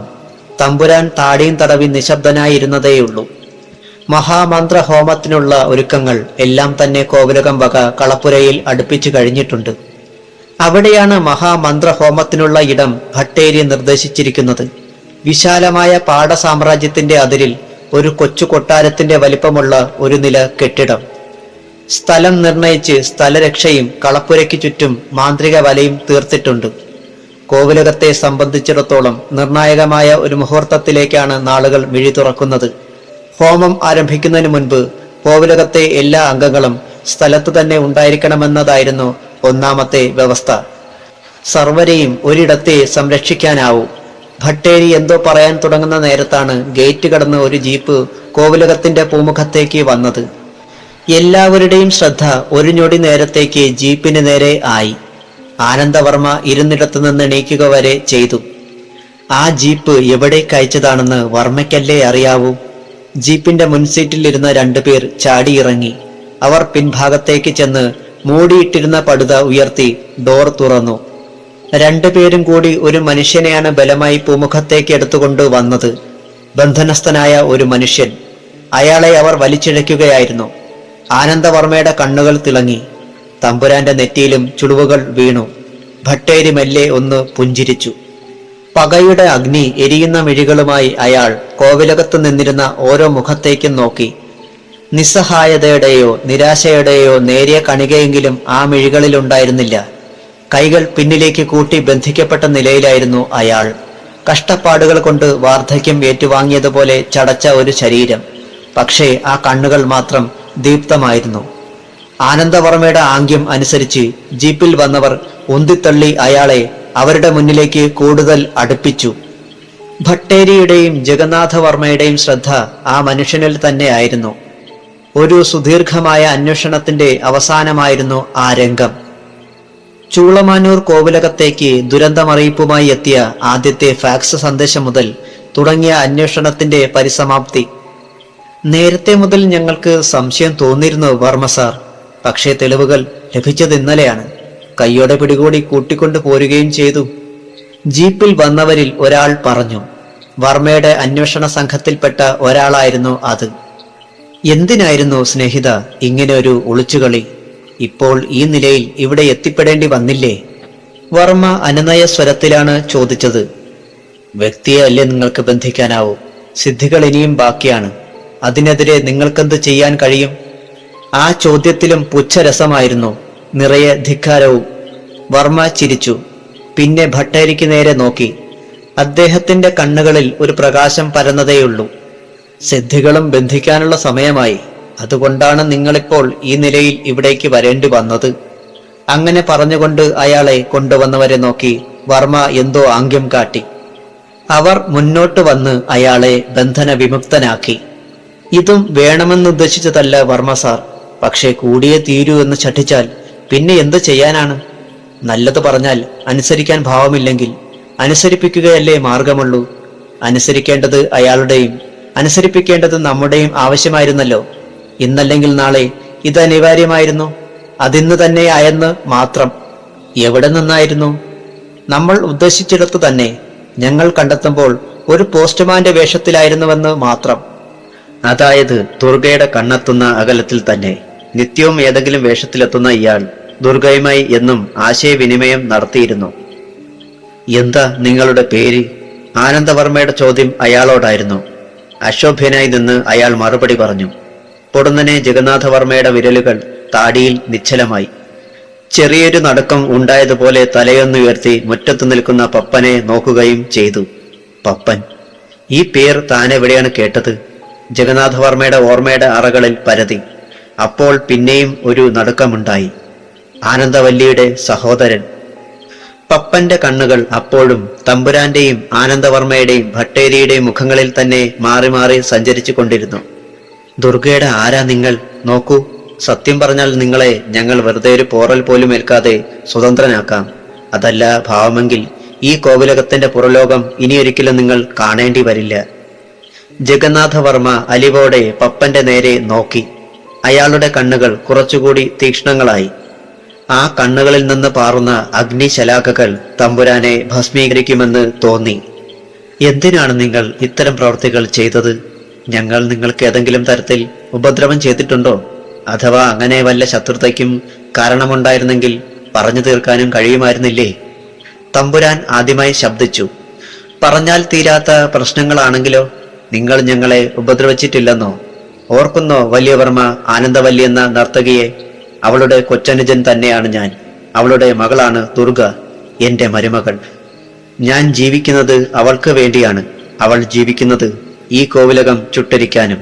തുറന്നു പറയാമല്ലോ, കല്ലിന്മേൽ കല്ല് ശേഷിക്കാതെ ഇവിടെ നശിപ്പിക്കുക തന്നെയാണ് ഞങ്ങളുടെ ലക്ഷ്യം. നിങ്ങൾക്ക് ചെറുത്തുനിൽപ്പിന് നേരിയ സാധ്യത പോലുമില്ലെന്ന് തീർച്ചയായിരിക്കെ ഞാനൊന്നും ഒളിക്കുന്നില്ല. വലിയവർമ്മേ, ഞാൻ നിങ്ങളെ കണ്ടിട്ടുണ്ട്. നിങ്ങളുടെ പ്രതാപകാലത്ത് തന്നെ, രാജാവായി വാണിരുന്ന കാലത്ത് തന്നെ. അന്നും നിങ്ങളെ ഞാൻ കണ്ടിരുന്നു. എന്റെ വല്യച്ഛയെ നിങ്ങൾ കൊല്ലാൻ വന്ന ദിവസവും. പക്ഷെ എനിക്ക് ശബ്ദിക്കാനാവില്ലായിരുന്നു. ശ്വാസമടക്കി പിടിച്ച് ഒരു ചെളിക്കുണ്ടിൽ ഒളിഞ്ഞിരിക്കാനായിരുന്നു എന്റെ വിധി. ഒരു കൊച്ചു പയ്യന് അന്നവിടെ ഒന്നും ചെയ്യാൻ കഴിയുമായിരുന്നില്ലല്ലോ. അഥവാ എന്നെ കണ്ടുപിടിച്ചിരുന്നെങ്കിൽ നിങ്ങളൊപ്പം കൊണ്ടുവന്ന യമകിങ്കരന്മാർ എന്നെയും കശാപ്പ് ചെയ്യുമായിരുന്നില്ലേ? അയാൾ ഒറ്റ ശ്വാസത്തിലാണ് സംസാരിച്ചത്. പിന്നെ നിന്ന് കിതച്ചു. ഞാനാണ് ദുർഗയെ ആ രക്തക്കളത്തിൽ നിന്ന് കൂട്ടിക്കൊണ്ടു പോയത്, അവളെ വളർത്തി വലുതാക്കിയത്. ജീവിതത്തിൽ അവൾക്ക് ഒരേയൊരു ലക്ഷ്യമേ ഉണ്ടായിരുന്നുള്ളൂ, അമ്മയെ കൊന്ന കിരാതനെയും അവന്റെ വംശത്തെയും ഒടുക്കുക. അതിന് വേണ്ട ഒത്താശകളെല്ലാം ഞാനാണ് ചെയ്തു കൊടുത്തത്. പപ്പന്റെ കണ്ണുകളിൽ നിന്ന് കുടുകൂടെ കണ്ണീരൊഴുകാൻ തുടങ്ങി. ചുണ്ടുകൾ വിതുമ്പി. തെറ്റാണെന്ന് അറിഞ്ഞുകൊണ്ട് അതുമാത്രം ചെയ്തു കൂട്ടുന്നവന്റെ മനസ്സ് എത്രമാത്രം വേദനിക്കുന്നതായിരിക്കുമെന്ന് അങ്ങ് ഒരിക്കലെങ്കിലും ചിന്തിച്ചിട്ടുണ്ടോ വലിയ വർമ്മ തമ്പുരാനെ? ഞങ്ങൾ ചെയ്തതെല്ലാം മനഃപൂർവ്വം തന്നെയായിരുന്നു. ഇനി ചെയ്യാനുള്ളതും അങ്ങനെ തന്നെ. എതിർക്കാൻ ചെങ്കൂറ്റമുണ്ടെങ്കിൽ ആയിക്കോളൂ. അയാളുടെ വെല്ലുവിളി പൂമുഖത്ത് നിശബ്ദത പെയ്യിച്ചു. ഇടയ്ക്ക് നിറഞ്ഞു വന്ന കണ്ണുകൾ കൈപ്പുറം കൊണ്ട് തുടച്ചിട്ട് പപ്പൻ കഥ തുടരുകയായിരുന്നു. ഞാനൊന്നും നിഷേധിക്കുന്നില്ല. ഇവിടെ നിങ്ങൾക്കുണ്ടായെന്ന് പറയുന്ന ദുരന്തങ്ങളുടെയെല്ലാം ഉത്തരവാദിത്വം എനിക്കും ദുർഗയ്ക്കും തന്നെയാണ്. അത് പരിപൂർണമാകുന്ന ദിവസം ഇതാ തൊട്ടരികിലെത്തിക്കഴിഞ്ഞു. ഇനി 2 നാൾ കൂടി. ജീവിച്ചത് ഒരേയൊരു ഉദ്ദേശത്തിനും ലക്ഷ്യപ്രാപ്തിക്കും വേണ്ടിയാകുമ്പോൾ അത് നേടിക്കഴിഞ്ഞ് ജീവിക്കുന്നതിൽ അർത്ഥമില്ലല്ലോ വർമ്മ. ശബ്ദമുയർത്തി പപ്പൻ പറഞ്ഞു. ആനന്ദവർമ്മയുടെയും ഭട്ടേരിയുടെയും കണ്ണുകൾ വീണ്ടും ഇടഞ്ഞു. ദുർഗയെ കൊണ്ട് ഇങ്ങനെയെല്ലാം ചെയ്യിച്ചതിന് പിന്നിൽ നിങ്ങളായിരുന്നു. അതിനിനിയും പറയേണ്ടതുണ്ടോ? അരനൂറ്റാണ്ട് മുൻപ് അവളെ രക്തക്കളത്തിൽ നിന്ന് രക്ഷിച്ചു കൊണ്ടുപോയത് ഇത്തരമൊരു ഉദ്ദേശം വെച്ചത് മാത്രമായിരുന്നു. ഞാൻ അന്വേഷിച്ചു കണ്ടെത്തി. ഒരു മഹാമാന്ത്രികന്റെ വീട്ടിൽ അഭയവും കിട്ടി. അവിടുന്ന് നേടിയതാണ് എന്റെ ദുർഗ, അവളുടെ എല്ലാ സിദ്ധികളും. അരനൂറ്റാണ്ട് മുൻപ്? അപ്പോൾ ദുർഗ? ആനന്ദവർമ്മ അറിയാതെ ചോദിച്ചു പോയി. പപ്പൻ ചിരിച്ചു. അതെ, ഇനി ഒരു അരനൂറ്റാണ്ടുകൂടി ജീവിച്ചിരുന്നാലും ദുർഗ ഇന്നത്തെ അതേ യൗവനയുക്ത തന്നെയായിരിക്കും. പ്രായം ശരീരത്തിന് ആഘാതമേൽപ്പിക്കാതിരിക്കാനുള്ള സിദ്ധിയാണ് അവൾ ആദ്യം നേടിയത്. ബ്രഹ്മചര്യവും ഒരു ഘടകമാണ്. അവളുടെ യൗവനം എന്നും നിലനിൽക്കേണ്ടതും ഇങ്ങനെയൊരു കർത്തവ്യത്തിന് ആവശ്യമായിരുന്നു. പതിവ്രതകളായ സ്ത്രീകളുടെ ശാപത്തിന് അഗ്നിയരിക്കാനുള്ള കഴിവുണ്ടെന്നല്ലേ പറയാറ്? അതുപോലെ തന്നെയാണ് ബ്രഹ്മചാരികളായ സ്ത്രീകളും. ദുർഗയ്ക്കതുണ്ട്. അവൾക്ക് സാധിക്കാൻ കഴിയാത്തതായി ഒന്നുമില്ല. അതിന് ഞാൻ പറയാതെ തന്നെ ഇവിടെ എല്ലാവർക്കും അറിയാവുന്നതുമാണല്ലോ. എല്ലാം അറിയുകയാണ്. പപ്പൻ വികൃതമായി ഒന്ന് ചിരിച്ചു. ഒരിക്കൽ കൂടി ഭട്ടേരിയുടെയും ആനന്ദവർമ്മയുടെയും കണ്ണുകൾ ഇടഞ്ഞു. വർമ്മ അച്ഛന് നേരെ തിരിഞ്ഞു. തമ്പുരാൻ മുഖവും കുനിച്ച് ഒരേയൊരിപ്പാണ്. ആ വൃദ്ധഹൃദയം ആർദ്രമായി. ഒരു തെറ്റിദ്ധാരണയുണ്ടാക്കിയ വിപത്താണ് സർവ്വതിനും കാരണം. അന്നത്തെ രക്തത്തിളപ്പിൽ ചെയ്തത് ഇത്ര വലിയ തെറ്റിദ്ധാരണക്കിടവരുത്തുമെന്ന് ആലോചിച്ചതേയില്ല. അന്നത് തിരുത്തിയിരുന്നെങ്കിൽ ഇങ്ങനെയൊന്നും സംഭവിക്കുമായിരുന്നില്ല. ഇനി അത് പറഞ്ഞിട്ട് ആർക്കും മനസ്സിലാവില്ല. അല്ലെങ്കിൽ ആരോടാണ് പറയുക? ജഗന്നാഥവർമ്മ മെല്ലെ എണീറ്റു. ഇനി എന്താണ് വേണ്ടതെന്ന് കുട്ടനും ഭട്ടേരിയും കൂടി തീരുമാനിക്കട്ടെ. തീരുമാനങ്ങളെടുക്കാൻ ഇന്ന് തന്നേക്കാൾ പ്രാപ്തി അവർക്ക് തന്നെയാണ്. അവർ തീരുമാനിക്കുന്നത് തനിക്കും സമ്മതം തന്നെ. തമ്പുരാൻ തന്റെ മുറിയിൽ കയറി വാതിലടച്ചു. ദുർഗ പൂജാമുറിയിൽ തന്നെ ആയിരുന്നു. അവളുടെ ഹൃദയം പടഹമടിക്കുകയായിരുന്നു. അമ്മാവനെ അവർ ബന്ധനത്തിലാക്കിയതും ചോദ്യം ചെയ്തുകൊണ്ടിരിക്കുന്നതും തൊട്ടു മുൻപാണ് മഷിക്കിണ്ണത്തിൽ കണ്ടത്. ആ നിമിഷത്തിൽ തുടങ്ങിയ എരിപൊരി സഞ്ചാരമാണ്. ഇനി അവർക്ക് സമയമേ നൽകിക്കൂടാ. ഈ രാത്രി ഇനി ഈ മുറിയിൽ നിന്നിറങ്ങുന്ന പ്രശ്നമേ ഇല്ല. ആലോചിച്ചുറച്ച അവസരത്തിന് ഇനി 2 നാൾ കൂടി ഉണ്ടെങ്കിലും അത്രയും കാത്തിരിക്കണോ എന്നാണ് ഇപ്പോഴത്തെ ആശങ്ക. ഒരേറ്റുമുട്ടലിന് അവർക്ക് അവസരം നൽകരുത്. ഭട്ടേരി ഉദ്ദേശിച്ചതിലും ഭയങ്കരനാണ്. പപ്പമ്മാവനെ പിടികിട്ടിയതിന്റെ പിന്നിലും പ്രവർത്തിച്ചത് അയാൾ ഒരുത്തനാണെന്നുറപ്പ്. എല്ലാം ചോദിച്ചറിഞ്ഞ് മർമ്മമറിഞ്ഞ് കർമ്മം ചെയ്യാനുള്ള പുറപ്പാടിലാണെന്ന് തോന്നുന്നു ഭട്ടേരി. അയാൾക്കതിന് അവസരം ലഭിക്കരുത്. അതിനു മുൻപേ ഇനി അമ്മാവൻ ശബ്ദിക്കാതിരിക്കുകയാണ് വേണ്ടത്. തന്നേക്കാൾ സൂക്ഷ്മത ഓരോ ചലനത്തിനും ഉണ്ടായിരുന്ന ആളാണ് പപ്പമ്മാവൻ. എന്നിട്ടും അദ്ദേഹത്തിന് എങ്ങനെ ചതവ് പറ്റി? ഒരു 2 ദിവസം കൂടി അവരുടെ കയ്യിൽ അകപ്പെടാതിരുന്നാൽ മതിയായിരുന്നു. അത് സാധിക്കാതെ പോയല്ലോ. ദുർഗയ്ക്ക് പരിഭ്രമമായിരുന്നു. ഒന്നൊന്നായി അമ്മാവനെല്ലാം തുറന്നു പറയുകയാണല്ലോ. അക്ഷരാർത്ഥത്തിൽ കടമ്പയ്ക്കൽ കൊണ്ടേ കലം ഉടച്ചു എന്ന് കരുതി നിരാശപ്പെടാൻ തെല്ലുമില്ല തനിക്ക് സമയം. ഈ രാത്രി വിളക്കും മുൻപേ പൂജാമുറിയിലെ വിളക്കുകളെല്ലാം നിറഞ്ഞ് കത്തുന്നുണ്ടായിരുന്നു. എങ്കിലും ഒരു തിരിപോലും മങ്ങിപ്പോവാതിരിക്കാൻ ദുർഗ തിരികൾ നീട്ടിവെച്ച് നിറയെ നെയ്യ് പകർന്നു. പത്മാസനത്തിൽ ഉറച്ച് വല്ലവിധേനയും ദുർഗ മനസ്സ് നിയന്ത്രിച്ചു. അവളുടെ നാവിൽ നിന്ന് ത്രിപുരാമന്ത്രം സ്പഷ്ടമായി ഉറവയെടുക്കാൻ തുടങ്ങി. ദുർഗ മന്ത്രജപം തുടങ്ങിയ മുഹൂർത്തത്തിൽ തന്നെ ചൂളമാനൂർ കോവിലകത്ത് ഭട്ടേരി അസ്വസ്ഥനായി. ഉമ്മറത്ത് നിന്ന് അദ്ദേഹം ചാടി എണീറ്റു. ആനന്ദ, എനിക്കുടൻ പൂജാമുറിയിലേക്ക് പോകണം. ആനന്ദന് കൂടെ വന്നോളൂ.